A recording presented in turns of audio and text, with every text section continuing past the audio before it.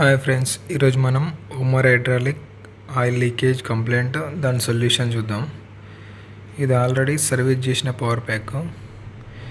Direct అక్కడ మనకి ఏదైతే ప్రెషర్ రిలీజ్ చేస్తామో వాళ్ళ నుంచి వెళ్ళి ప్రెషర్ రిలీజ్ చేసినప్పుడు ఏ హోల్ నుంచి ఆయిల్ వస్తుందో అది డైరెక్ట్ వచ్చేస్తుంది.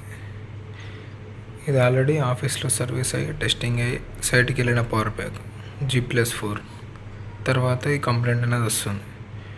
మళ్ళీ సైట్కి వెళ్ళి చెక్ చేస్తే నార్మల్గా డ్రాప్ లీకేజ్ కాదు, మొత్తం ఇట్లా హెవీ ఫ్లో వచ్చేస్తుంది, ఇట్లా లైన్ లాగా. ఇది హ్యాండ్ పంప్ ఉంది కదా, హ్యాండ్ పంప్ పక్కన హోల్ నుంచి గ్రీన్ కలర్ పైప్ ఉందేమో హ్యాండ్ పంప్, అంటే మనం పంప్ చేస్తే సక్ చేయడానికి అది గ్రీన్ కలర్ పైప్ ఉంది. దాని పక్కనేమో ఆయిల్ అనేది ఇట్లా కంటిన్యూస్గా వస్తుంది. దానికి రీజన్ ఏమై ఉంటుందంటే డౌన్ పైలట్, అంటే డౌన్ కాయిల్ ఉన్న వాల్ బ్లాక్ కంప్లైంట్ ఉంటుంది రెగ్యులర్గా.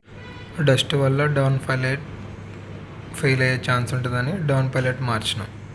డౌన్ పైలట్ మార్చిన తర్వాత కూడా నో రిజల్ట్, డైరెక్ట్ ఇట్లా లైన్లా వచ్చేస్తూనే ఉంది ఆయిల్. ఏమైందని వాల్ బ్లాక్ ఓపెన్ చేసి చూస్తే మనకి ఇక్కడ డౌన్ పైలట్ కింద పిస్టన్ ఉంటుంది.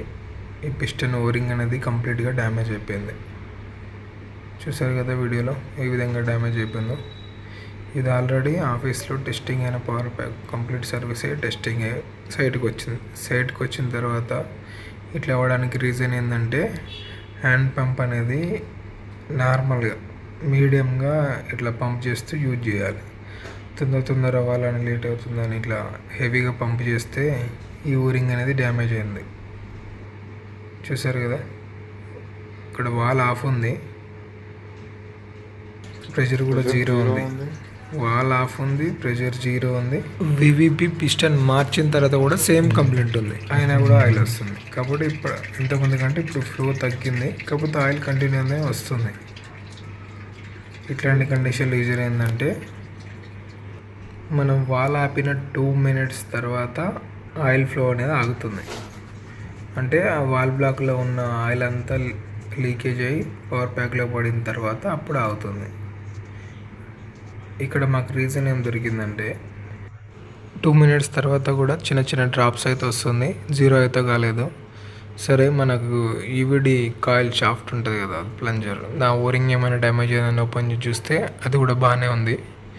మళ్ళీ యాస్టీస్ ఫిక్స్ చేసినాం. ఇప్పుడు ఫైనల్గా ఏమైందంటే ఫస్ట్ డౌన్ పైలట్ కంప్లైంట్ అనేది డౌన్ పైలట్ మార్చినాం.